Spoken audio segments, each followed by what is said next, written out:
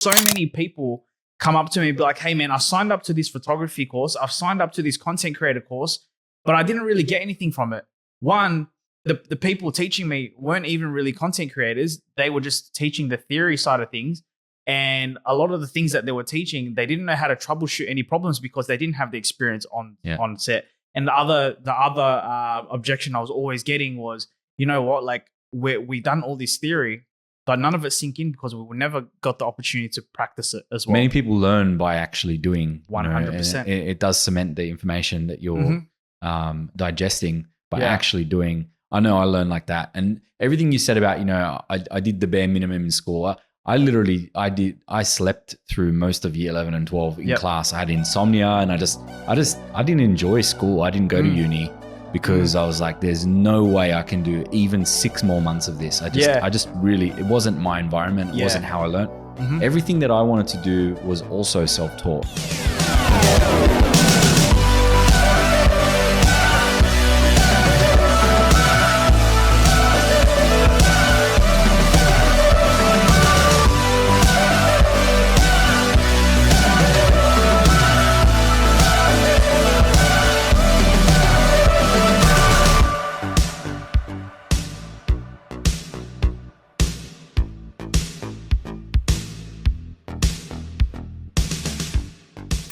Hey, it's Julian from LoanOptions.ai, and today I'm here with a very special guest. Hey guys, so my name is Paul and I'm the Director of Creative Culture HQ. Mate, thank you so much for coming on. Obviously, we've been connected for a little bit. We tried to make this happen before, just schedules couldn't line up, but really glad we're here doing this now. So I want to ask you, just sort of start from the beginning.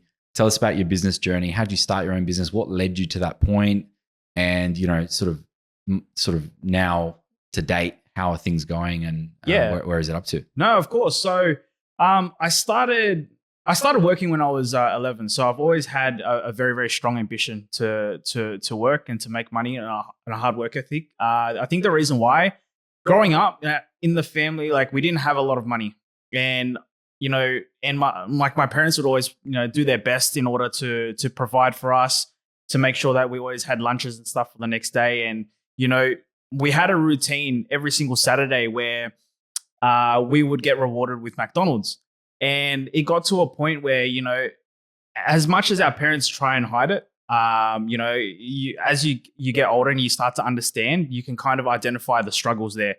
And it got to a point where every time we did go to McDonald's, I would kind of feel a sense of guilt for kind of taking mum's money, especially, knowing that it could be spent in better places. So that's what really gave me the drive to work, because I didn't want to ask, mum for any money anymore, even if it was, for a lunch order. So that's when I started working there. And, I remember my first job, my parents helped me out a lot with it as well, but it was actually just delivering brochures, collating brochures, delivering the brochures. We did that for a little bit. I'd help out as there, whether it's, late at night collating the brochures, and, walking them out into mailboxes as well. And then the whole family jumped in on that as well, which was really cool. I remember during school holidays, my uncle had a restaurant in Port Macquarie, and, he'd give me the work experience of being a waiter up there as well. And, taking orders, handling cash, and, just improving on my customer service skills. And from there, by that time I was about 13, and then I started working at McDonald's.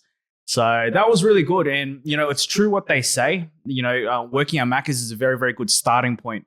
Why? Because everything is systemized. So everything has processes and everything has a structure. So it teaches you how to work in an actual structure itself. So I worked there for 5 years all throughout my schooling life. And then through the last 2 years, from 16 to 18, I was also a waiter on the weekends as well. So I'd get home from school, I'd work at Macca's for during the week, and then the weekends was for my waitering job. So that would typically go from about 5 to 11, 5 to close, 5 to late, depending if there was functions. So I'd work those 2 jobs too. After that, during school, I didn't have a crazy drive, and I wasn't, crazy book smart. I always did enough just to get by. I never really studied too much. If you ask my parents, they'd always ask me, hey, look, how's your homework going? I've never seen you really do homework, but I'd always try and get my work done at school. If there was any homework, I'd be that kid like the period before that class starts, just to quickly try and get that done as well. I never, from year 11 and 12, obviously getting to the back end of the schooling years, everyone was starting to think about, where can we, like, what are we going to do after school? What are we going to study? I never really had the ambition to go to university because I knew how I was when it came to studying and applying myself to something that I wasn't really, fond of or passionate about. And it was really hard for me to find something I was passionate about. So once I left school, I actually got into logistics. So I was a forklift driver. And what we did was we handled all the sea freight that came in from China for HP products. So HP laptops, printers, ink cartridges and stuff like that. So we'd get it from from China, unload the shipping containers, and then we'd also disperse them to all the customers around Australia, Officeworks, JB Hi-Fi, and etc. Right, people that would sell those products, and it was good money at the start, especially 18-year-old as a forklift driver. You do need your forklift license for that, and typically, when you do need a license for something, it does pay a bit higher. And as an 18-year-old, I was happy with that. I soon came to realize that, money wasn't everything because, working in that environment at a warehouse, there are a lot of people that were negative. And I noticed the effects of that, that it had on me, especially because you spend so many hours, at work every single week. To be honest, more hours than you probably spend at home. It's super important to have an environment that's supportive and also wants to support your goals as well. And unfortunately, the people that were there, I would always be like, "Hey, look, man, I want to do this with my life. I want to do that." And they'll be like, "You know what? Like, I just don't think that's possible. I think you should be realistic. You shouldn't do that. That's a silly idea." So what I did after that was I wanted to do something I was passionate about. So growing up, I was always a very, very sporty kid. And I always had an interest in supplements as well. So what I did was I applied for a job at a supplement store. And I got that job. Don't get me wrong, the money aspect wasn't there compared to the logistics job. And that was okay because I was going to work every single day and I was happy. That makes a big difference. 100% it does. Yeah. I was in an environment where everyone was like-minded. We all had fitness goals. We were all supportive. But the biggest thing that I was able to get from that role was the relationships I built with customers and the amount of people that I was able to actually help them, right? Unfortunately, jobs I've had in the past, they never really had an amazing business culture. And it's something that, that was definitely a very, very key driver in terms of, launching Creative Culture HQ. I noticed that in the back end of my job before I started Creative Culture HQ, I didn't really, my mental health was deteriorating a lot. I noticed that I was working very, very hard and not getting much in return, right? And especially when you're in a situation like that, it feels very, very draining. And I know a lot of people will relate to that. So what I did was I backed myself and my work ethic, and I left that job, and then I went full time into CCHQ straight away. So I left that job, and then I created. Then I bought a camera, and then launched the agency there. So I came from a marketing background in that previous job, but I wanted to move away from marketing and then head more towards the creative side of things. The reason why is because attaching marketing to my last job, my previous job before I started the company, obviously I didn't have a great experience towards the back end there. I attached the marketing role to that. So I thought, you know what? I wasn't enjoying, what I was doing. So it must have been the job. I later on realized it wasn't actually that. It was the business culture that I wasn't a fan of. And, marketing itself is something that I actually really love doing. So I left that job. I backed myself. I actually had two options. I knew that whatever I was going to do, I just had to give it 110%. And I backed myself in order enough to make sure that whatever I went with, it was going to work for me. So I had two options. It was either going to be something fitness, whether it was a personal trainer, a nutritionist, even a massage therapist, or it was photography. And the reason why photography is because my brother growing up, he was actually a photographer, and he had a camera before, he had a camera growing up as well. And he's 9 years older than me. So he would go to work on a weekend, and my friends and I would take his camera and then just go around the city, take photos of ourselves and post it on our social media. The reason why, there's a few reasons why I realized, you know what, this is what I want to do. The first one was I would always take amazing photos of my mates, and, you know, there'd be quality shots. They'd use it for, you know, their dating profiles. They'd use it for their social media. And the photos that I would get back, super blurry, not straight. And I was like, you know what, that made me realize, you know, I think I'm actually all right at this. The second one was, I'm just going to say the amount of blurry photos people have, especially when they're drinking. It's almost like me and my brother have this joke. Where like, you know, when people are drinking, it's almost like they're shaking their phone while they're taking the photo. Like it's almost like they're deliberately trying to take a blurry shot, because it's just like, it doesn't make sense why, you know, it looks like they're being still, but their hands are obviously moving. And you end up with all these blurry, crappy shots. So no one ever has really good photos from the night before.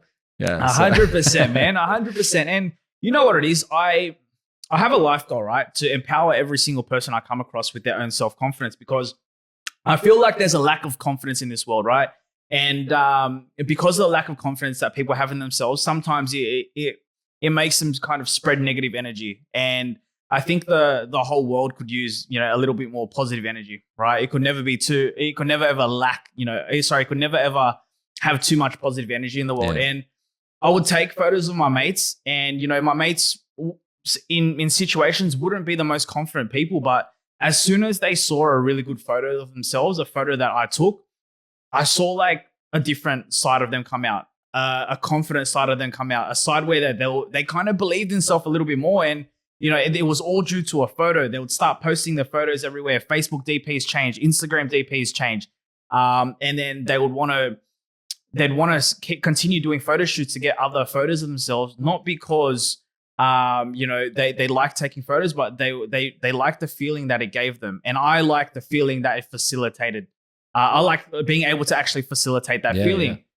So that's when I was like, okay, you know what? I'm passionate about that. I really love doing that. So we were doing that for a bit. So that's where my drive for photography came. Once I jumped full time into CCHQ. I spent the first 4 weeks building the foundation of the business, because obviously when you're growing a business, as you know, it's yourself, if you don't have a strong foundation, you know, building on top of that isn't going to be great. A lot of things can typically you'll take a lot of shortcuts, and then things will just fall over, and then you have to start again. It's going to cost you a lot more money. So I built the first 4 weeks. I spent the first 4 weeks building the foundation, you know, getting my clients, having my structures and procedures in place.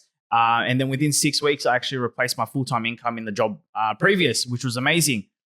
Now, that was going well for about 2 months. And then the second round of COVID lockdown hit, right? How are you?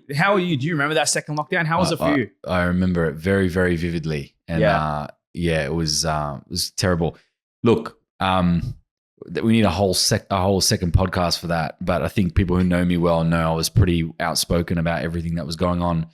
And, you know, they crushed small business. They, you know, stopped families from seeing each other. It was terrible for people's mental health. Look, what do you want me to say? It was terrible. It was terrible. It was the wrong thing to do. It made no sense at all. You know, the people that were sort of vulnerable were going to be vulnerable from the flu anyway. You know, it's just it was a very weird time. It was very sort of it was. You know, Western Sydney especially was hit very hard, and there's some businesses that are still trying to recover. You know, that still haven't been able to get themselves back into the position they were before all of it unfolded. So look, what I did was I bunkered down. We obviously were in startup mode still, and the team was quite big when the second lockdown was coming around. So we had big overheads compared to the first one. You know, and then the but everyone started talking about the work from home thing and stuff. So I took an alternative approach. I said, no, there will be no working from home. I've seen what happens to businesses when they do that, and people take advantage and all this kind of stuff. So I said, look, we can do it one of two ways. I'm willing to back all of you. I won't reduce any of your hours. I won't reduce any of your income. I'll back you all. I'm not going to downsize the team. I'm not going to do any of that.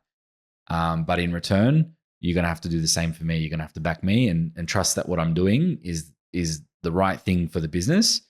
I don't care what your friends and their employers do. This is what's right for our business. And the reason for that is like, we're a very collaborative business. You can't run a business like ours, work from home. It's just not physically possible. You have software engineers working very closely with brokers, and the feedback loop needs to be there because we're working on so many scenarios every day.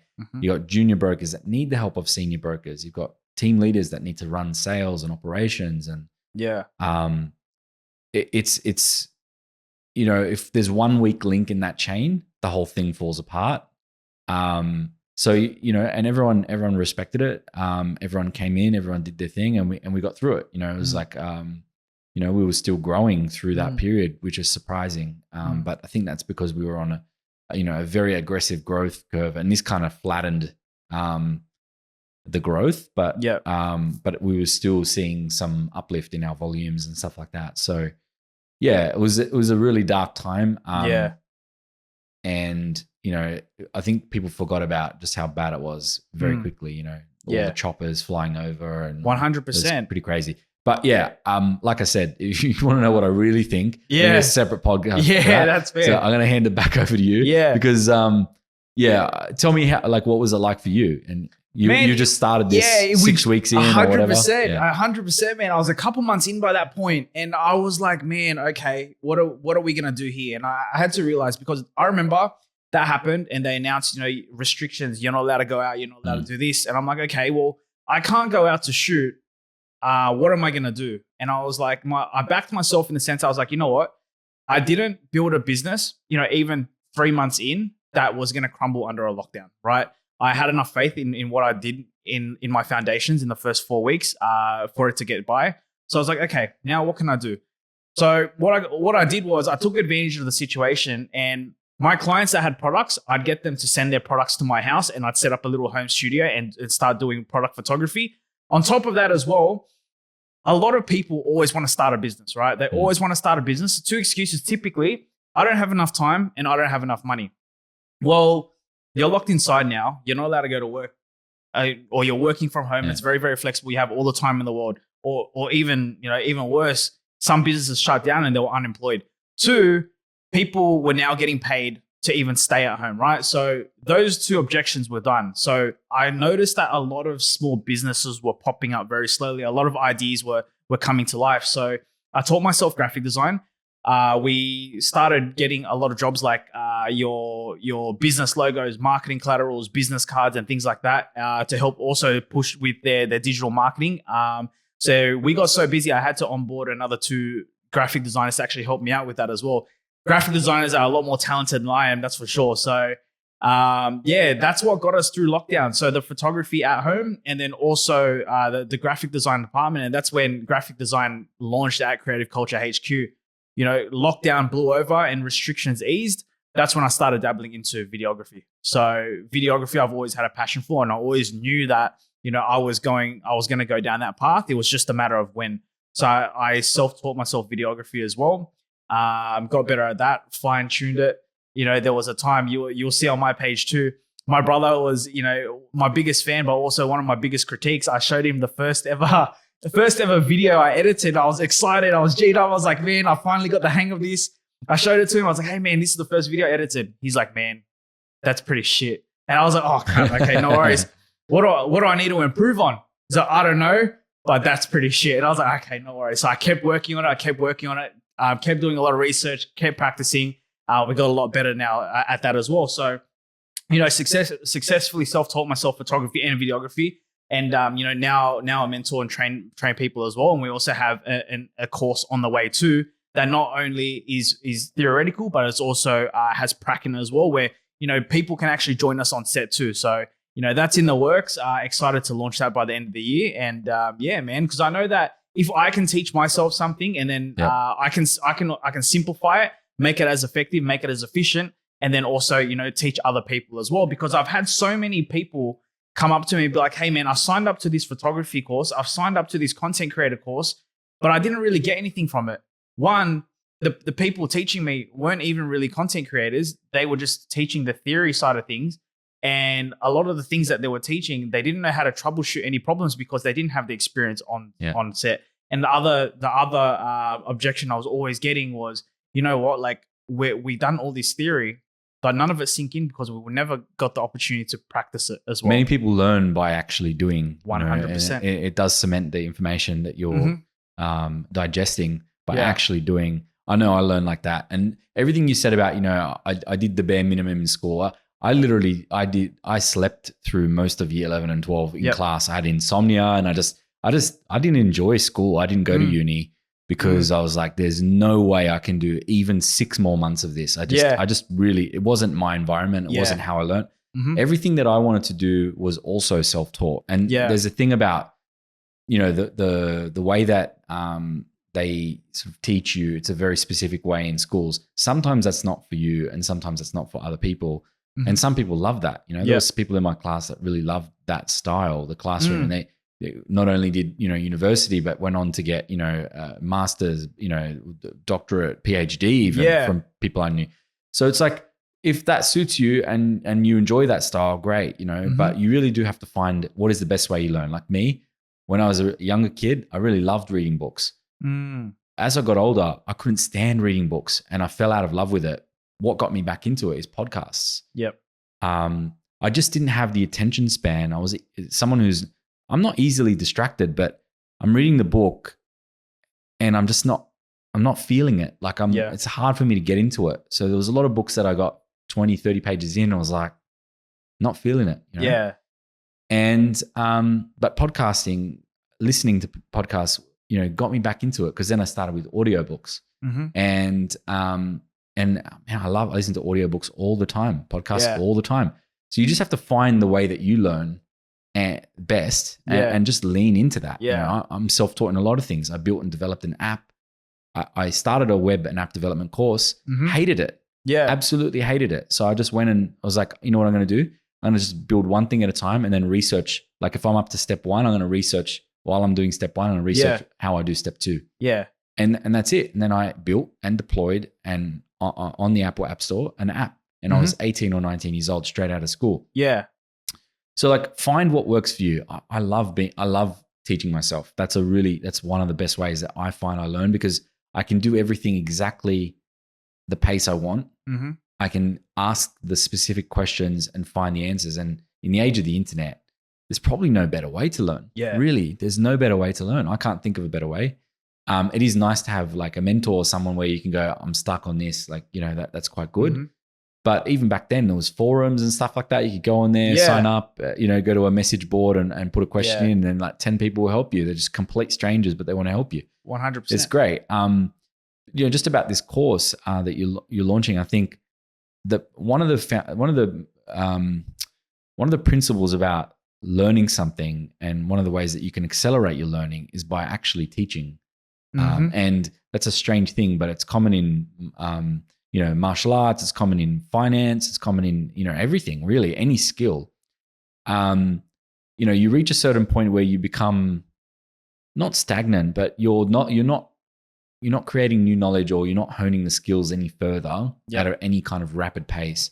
And one of the ways that you can speed up your learning or go to another level is actually by having to teach people, because what actually happens when you teach people, you have to give the details. And those details are just happening subconsciously for you right now. But as you're saying the details, you're like, actually that part doesn't make sense. It would be way better if you did it this way. Or, and you start to actually improve. And it's almost like reinforcement learning, 100%. And especially if you can see someone's like, or areas where someone else can improve, you subconsciously teach yourself that improvement as well. So, if there's something that, if you're talking about martial arts, a lot of the times, because you unless you film yourself or you have someone watching you, critiquing you, when you're watching someone else and you see little mistakes and you correct them, by you teaching that person, it also teaches yourself subconsciously to not make that mistake as well. Absolutely. So, and if I was to ask you, like, what's you mentioned the COVID thing, but what's been the biggest challenge? Was it COVID, or has there been other challenges in the business that are probably dwarf that? No, I don't. I think My biggest challenge in the business has been scaling while keeping the same quality. Yeah. That's the thing, right? And it's been a massive learning curve for me. I've loved every moment of it, and I think that's definitely been my biggest challenge. And I think the ways that the way that I've, I guess, countered that is making sure that we have structures and procedures in place. That's super important. Yeah. Making sure all team members are aligned as well, aligned with the same goal, the same vision, but also building a really, really good business culture and protecting that as well. Yeah, So, it's important to have really high standards. Yes. You just can't, if people are paying you for your quality and then you're sort of outsourcing that, like it's got a finite amount of time before you start losing clients or you start losing whatever it is. That was a challenge for me as well, because I went from being a very successful broker to being a business owner. Yep. And, basically not writing any loans myself. So all the clients that had dealt with me previously and were used to a certain standard of, service and communication and all that kind of stuff, I did set the bar high, which made it harder for other people to follow. But, it's like, as long as I'm passing on those standards and holding people to account for them, the people are going to get the same or better service, and so that's really all they care about. They're like, I get involved when I need to, just to make sure that the client doesn't feel like I'm sort of tossing them to the side or, passing them on or, too good for them or any of that. It's important for me to have those conversations with them. And I still love having the conversations with customers. I always like to hear what they're up to and how the business is going and, or how their life's going or, how their kids are going. Like, it depends on how deep the relationship is. But the main thing is, you've got to hold everybody to the same standard that you hold yourself. Yeah, definitely. And sometimes that's hard because you're dealing with people across different generations. There might be people older than you and, different morals, different ethics, different life experiences, different traumas. So, and I think one of the most rewarding things for me in my business, and I still remember this because it was an email, and I got an email from one of our big clients and they were like, "Hey, Paulie, are you or anyone from your team available to come and shoot this?" Because it was at a stage where prior to that email, it was always, "Hey, Paulie, can you come shoot? Can you come shoot? Can you come shoot?" And that was the first one where I was like, they were like, "You know what? We can see now across your team and the standards that you implement and you hold for the team. Everyone's across it." And I think that was really rewarding for me. Yeah, that's a nice way to. That's a good way to measure it. When they start asking for your team, that's when you've done a really good job. Yeah, that's recently I had a client fly in from Dubai, book a photo shoot, and they flew in from Dubai. It wasn't even to see me. They had meetings with 2 of my team members. That was crazy. I was out having another meeting, and then they locked in a shoot. We did the shoot, and then they flew straight back. And that was crazy. Yeah. Well, was it for products or no? It was personal shoot? It was for an online casino. Oh wow! Yeah, okay. we shot for That's an cool. online casino in Dubai. So that's mad. Yeah, it was really cool. Yeah, Dubai's a crazy world. I actually haven't been, but I might be going later this year. Yeah. For an opportunity, but it's a different world there, eh? I'm actually really keen to get there at some point. I think there's like a different level of money there. It's like something that you probably just can't comprehend. Yeah. But it's like there's also not a lot of red tape.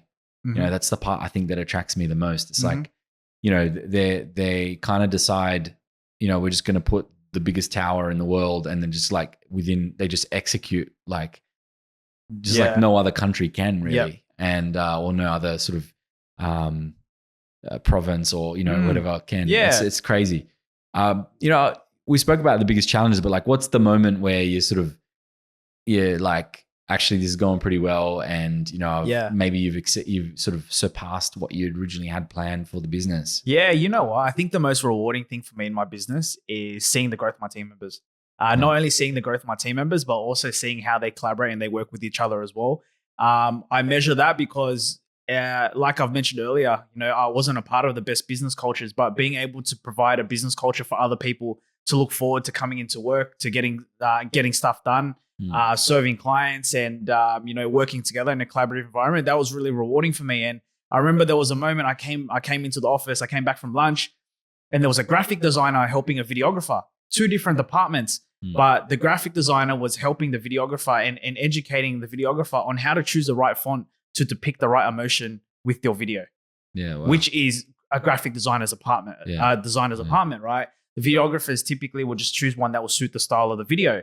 but the psychology that actually goes into selecting the font, to the color, to the placement of it, that's all done by a graphic designer. And I think, when I came into that and the graphic designer was at the videographer's desk teaching them, I was like, wow, this is really cool. I've built an environment where, it's supportive, and team members can rely on other team members to get the job done, but team members can also, know that the team members always have their back with anything. So I think that was a good indication for me that the business was doing well.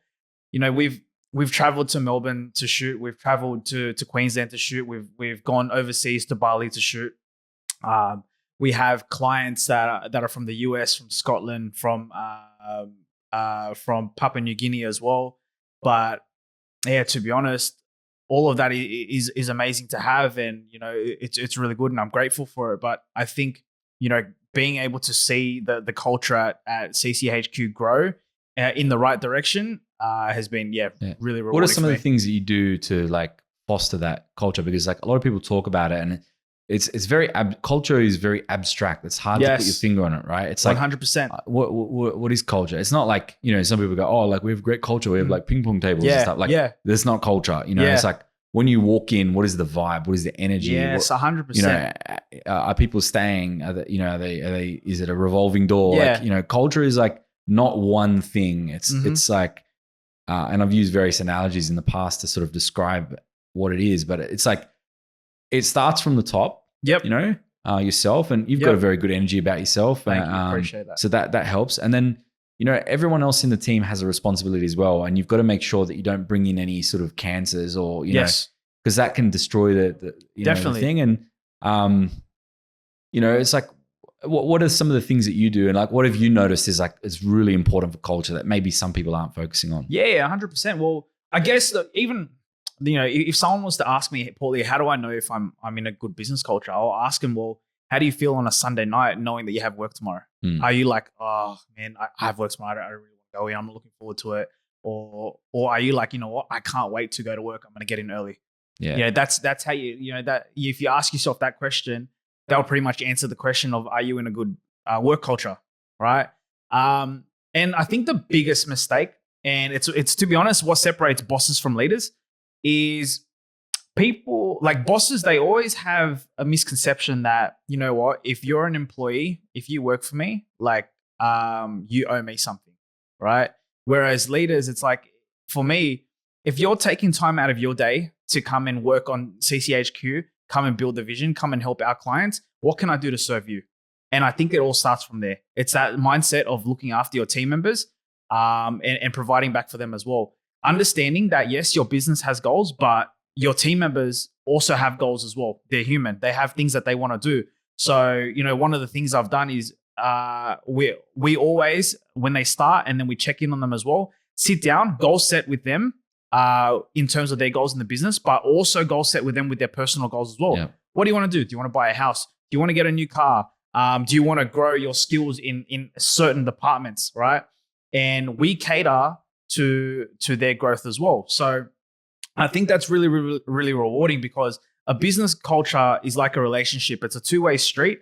As much as you give, you also need to receive as well. So for me, I need to choose obviously the right people to look after the business, but it's my responsibility to also look after them as well. So that's what I focus on. I focus on, okay, how can I look after them? How can I, what can I do to serve them? So a lot of their business goals will be growth related. So it will be like, I want to be better at this. I want to be better at that. For instance, tomorrow we actually have a full day marketing workshop for the team. And it's not only the marketing team that's going into that, because even with some of our videographers and photographers, they also want to be better at marketing too, to help with the psychology of their work, to be more purposeful when they shoot, to change the direction of how they think when they're capturing something in order to be able to sell it. So they're also, so what I've done is I've hired a third party to come into the business, run a full day workshop. This person has, experience with over 10 years. That can also help the team as well. And it's good to have a different outsider's perspective on marketing and how to I guess change the game of marketing and adapt to it too. There's two books highly recommend. get them for your team. Yep. Audiobooks, whatever. Yep. However format they want. Yep. One is called Predictably Irrational. Yep. That talks about human psychology. It talks about from a marketing perspective, but also from a price point perspective, understanding how to price and position certain things. Yep. One of the best books I've read that's super relevant for my line of work, but just in life. Yep. Once you listen to this book, you never see things the same. It's like one of those books that has a lasting impact. Yeah. The other one that I'm still like not finished it, but almost. I've listened to a lot of his podcasts. Stephen Bartlett's Diary of a CEO. The book, yes, he talks about these 33 principles, right? And a lot of them are marketing principles. He's obviously a marketer. Yep. Phenomenal though. Like some of the stuff in there talks about, even just YouTube thumbnails and things like that. Like the thumbnail matters. It's the first 5 seconds of the video absolutely matters. And explains in detail why. But essentially, one of the things that I picked up on was like the thumbnail matters. People were like X percentage, I can't remember the exact number, but let's say it's 30% more likely to click on the video if the facial expression was not indifferent. So in other words, don't have me sitting like this. Mm-hmm. Have me either with a shocked face or like an angry face or a really happy face. Yeah. But indifference is like the enemy. It's like, this is the concept he talks about. And I agree with it because like it was boring. It doesn't look like, that's the whole thing about clickbait, right? Yeah. It's like, at the end of the day, we live in a world where people are fighting for attention. It's TikTok, Instagram, they're all platforms that are attention platforms. You know? It's not like, what's it called? Substack. Like Substack is a totally different platform. It's not fighting for attention. It's looking for nuance. It's looking for detailed, whether it's journalistic or it's a journalist wanting to go into a really nuanced issue. Like, that's very, very different. That's a different platform. Mm-hmm. Most of the platforms people play on for their business is these ones that are fighting for attention. It's very rare you're going to see, my business, for example, LoanOptions.ai on Substack. Like, we have a newsletter and I just kind of do that for fun, but literally because I enjoy doing the research and teaching my stuff all the time. I literally don't care if no one ever sees it. In fact, I was going to do the newsletter initially in a slightly different format and just do it for myself. Yeah. And then, it was like, people, like I showed it to someone like, what do you think of this? They're like, man, I'll subscribe. And I was like, all right, cool. But it's like, you need to learn the art of capturing people's attention. And that's like something that I think is a skill that you can learn. And if you don't continuously train it, you will lose it. It's like, if you don't train legs for a while, it's just 100%. Like that, So, but those two books, Diary of a CEO and Predictably Irrational. Yeah. I'm sure there's many others, but those two in particular, there's so many good concepts they can get. Mm-hmm. And the format is very digestible, especially Diary of a CEO. Yeah. Like, gives you the hook, like here's the principle, here's what it means, and then he unpacks it. And then at the end, he summarizes it. So it's like really easy to learn and retain the information. Yeah. Now that's awesome. I like that a lot, especially because my team's all about growth and, marketing is our field as well. So I feel like they'd get a lot from that. So I highly recommend. And what will happen is one person will read it and they'll start taking notes and going, by the way, don't do, like to your point about the graphic designer guiding the videographer or the editor.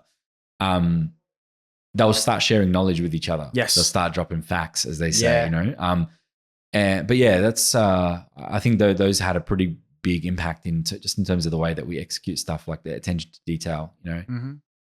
We ran an experiment that was looking at biometric data and seeing people's emotions on how they react to a certain page, and gave it like 10 different landing pages and let 30 plus people react to them and see what emotions get stimulated, and the sweat in their fingertips that you can't even see with a human eye, but you can feel it from the sensors that are connected. We did that and it's great, but not everybody has access to those sort of resources or whatever. So, you can try and educate yourself, to learn, what might work. Yeah. The next question I have for you is around like, what's next, So you started in photography. Yep. You then went into sort of videography, and you're also doing some marketing as well. Yep. Like what is the roadmap for CCHQ look like? Fair question. So, so we started with photography, then graphic design, videography. I got to a point where people were like, Paulie, we know you have a marketing background. We want to just get everything in-house, one place. So then I brought back the digital marketing aspect of it as well. We also do websites now too. So yeah, we're a full-scale marketing agency, and the goal for me is to have offices in Sydney, Melbourne, and Queensland, Gold Coast specifically in the next 5 years, and then to have an agency office in LA as well. Yeah, wow. Yeah, amazing. That's the goal. Yeah, that's and I'm cool. currently building my Melbourne team there. So we have a lot of clients there, and we do win a lot of tenders. So we fly down to shoot a lot, but I feel like, to build a stronger relationship with the businesses in Melbourne, it's a lot easier to do that when we don't have to charge for travel or anything like that. And if we have a team down there that they can build a relationship with. So yeah, I'm currently building my Melbourne team. Yeah, the account management part's important, right? In your line of work. Like I think that's really, that's everything, because they can engage you. And if your work quality is good, they'll come back. But if your work quality is, great, even if it's good, but the relationship side is great. More likely to keep them sticky for 100%. sure. Sales is relationships. Yeah. Sales is relationships. At the end of the day, no matter if you have a product or if you have a service, people put money with people that they trust. That's what it is. If like for instance, all of our clients, they decide to go with our services because they trust us with that service. So it all comes down to relationships as well, and I feel like that's super important. And to be honest, sometimes super undervalued by other companies. And yeah, so we focus heavily on relationships. Yeah. And what about in terms of other verticals? Like, you sort of, you got the roadmap, you're going to expand the offices. You've kind of built out digital marketing. Yep. Now I'm assuming that's like performance marketing and stuff like that as well. Yeah. Yes. Are there other verticals you think? Like, what do you think is the next medium, I guess, like photography, videography? What do you think is the next thing that? It's definitely going to be our courses. Definitely our courses. Yeah, our courses, because I think that the culture that we have attracts people to want to be in it and want to be a part of it. Not only clients, but also people that that are up and coming as well when it comes to the world of content creation, right? Yep. So it's crazy because I would post, reels of team members and team members, working or interviews of team members, and I'll get messages saying, "Man, I want to learn from this guy." Yeah. So when we run these courses, you're not just learning from myself. You're learning from different team members and experts in that department from the team. And I feel like every single person in a business can bring, value to it and from a different angle. So when we run our courses, you'll be able to learn from different experts from our team as well in different topics. Yeah. So I feel like that's our next medium, but also photo studios around the corner as well. Yeah. Sweet. Yeah. Sweet. And you spoke when you were younger, you spoke about the family taking you the reward on Saturday, the McDonald's. Yep. Are you married? Do you have kids? No, not yet. Not married yet. So, what is it like through those lessons that you learned there? What is it that you think you're going to be able to pass on through to your kids that your parents did for you? Obviously that work ethic clearly came through. Absolutely. But, sort of I've had this conversation with people a few times because I think like, I'm from a similar background. Grew up with not much. My mum was a single mum, raised five of us. I've got 2 brothers, 2 sisters. So, at different times you kind of you obviously see the struggles and all that kind of stuff. And then all you really want to do is like, it's shaped me as a person. So like, I'm grateful and, especially to my mum, but I'm grateful for all the hard times because, it sort of builds character, and it makes you have a different perspective, maybe a more balanced perspective on, on the world and seeing things through a different lens than maybe somebody who grew up with everything on a silver platter. Right. Yeah.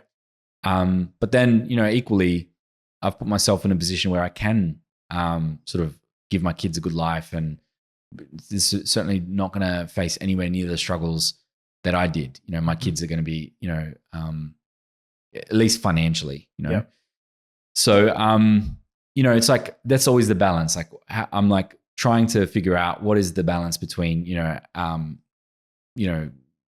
giving them what I didn't have, and then also, making sure they don't turn out spoiled and all the rest of it, and kind of go down a different path and basically set our generation backwards again. It's like a even if you just look at evolution or whatever, it's like, all they needed to do was adapt to be a little bit better than the previous version. And then, when you sort of look at that over thousands of years, those compounding changes that they made and the shape of the beak or whatever, like it doesn't matter.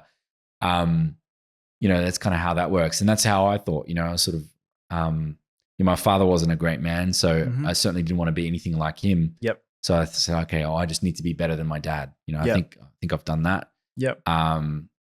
Or in the process of doing that. And, so it's like, then I want my kids to be better than me too. It's like, of course. How do I do that? So you're kind of not there yet, but I like people to really think about that, because it's, that those moments have stuck with you for a really long time. And those moments are what has probably propelled you to be as successful as you are now, but also to be the character that you are now. You've got this great energy about you. You've clearly got a great sense of gratitude of just being alive. It's like, and I feel that from you, man. It's good. So it's like, how do you pass that on? Maybe right now you're doing a good job of passing it on to your team members, know? And so them learning a lot from you. But do you still do any of those traditions? You still go Macca's on the weekend or anything? Or is it more just whenever? It's more just now whenever I'm feeling like it, to be honest. To be honest, at the moment I'm trying to be a little bit money smart, because I just bought 2 properties. But so I'm doing, a lot of grocery shopping and meal prepping and stuff like that. But, on occasions I will splurge on the occasional takeaway and stuff like that. What's the go-to? Oh, believe it or not, it's actually it's a different order. So from Macca's, it's a triple cheeseburger. Take out the mustard and the ketchup, add extra onions, Big Mac sauce, and lettuce. Big Mac sauce, yeah. It's a Big Mac, but in a triple cheeseburger form. Yeah, so no middle bread. No middle bread. And an extra patty. Yeah. And less bread, more meat, so you can actually taste them more. Because sometimes I feel like now when you eat a Big Mac, you just taste some bread, no meat. I know, yeah. Big Macs have gone downhill. I'm pretty off them. The Big Jack from Hungry Jack's, I reckon, is better than the Big Mac now. It's bigger, firstly. Secondly, you can actually taste the meat more. Yeah. But I don't dig the extra onions, bro. Sorry. Yeah, that's fair. That's all right. Are you a pickles guy, or do you take it out? Here's the thing. I usually ask for it without pickles and onions. Yeah. Just because I feel like they overpower it. Yep. But if they leave it in, which they normally do, they always get it wrong. Yeah. It's just like, yeah. I don't know. Maybe it's just the Hungry Jacks and the Macca's near my house, but it happened to me yesterday. They forgot they forgot a burger and they got the sauce wrong. Yeah, well, they actually gave me the wrong burger yesterday. Yeah, right. So it's like, I ordered a grilled chicken and a double whopper with cheese. Yeah. They gave me some other weird cheeseburger with barbecue sauce, and like it was something weird. Yeah. So I was like, I'm pretty sure that's not chicken, but Anyway. Hey, it's probably karma for me. Like I probably forgot someone's sauce within the 5 years I was at Macca's. So I was like, just okay, it's all good. It's all good. Yeah. But yeah, man, it's really good to chat with you. And sort of one of the traditions that we have here is, we always ask the founders to sort of give us their 60 seconds or less, give us their pitch, right? Yeah, right. So I want to hear, like let's say somebody's listening and they're about to choose, their agency or whatever, like why should they use you? So, I'll count to 3 and then I want you to just go into the sort of the pitch and 100%. We'll go from there. So 3, 2, 1, go. Yeah, right. Look, well, first of all, there's an agency for everyone out there. And I know that, with businesses as, it's very important to cultivate relationships, right? And I know that, we're not for every business and not every business is for us. However, if your business, it heavily comes down to what you value and the core values that comes down in your business. If you're a business that values integrity, hard work as well, and you want to, I guess, be a part of or onboard an agency that feels like they're a part of your team, then we're definitely the team for you as well. Obviously, we're trusted by brands like Westfields, BMW, Mervac, and we're also trusted by, up and growing small businesses as well. I think if anything, that's more rewarding for us because we're able to bring the big brand experience to the small businesses. So why should someone choose CCHQ? We'll always treat your brand like it's our own brand. We'll always have the passion for your brand as well, always provide the highest quality of work, but also at the same time, advise you on what's best for your brand. Even if it's outside of the services that we will provide, we'll always do that as well. Whether it's, traditional marketing ideas, and we'll always help facilitate that. So we'll help grow your brand, not only with the services that we provide, but also outside of the box services that, you know, other companies can provide, or even services that you can execute yourself. And if we have any knowledge in it, we'll teach you that for free too. Yeah. So like a bit of advice or advice. 100%, 100%. And you know, if people want to see your portfolio or whatever, like what's the best way for them to? Our website, our social media. Yeah, if you want to see what our culture is like, jump on our social media. If you want to see more about what we're about and what we do, jump on our website. Perfect, man. Thank you so much. Absolute pleasure. Thank you for your time. Looking forward to watching from the sidelines as you start to kick some more goals as well. I appreciate well done, that. Man. Thank you for your time, Julian. Appreciate Thank that. you.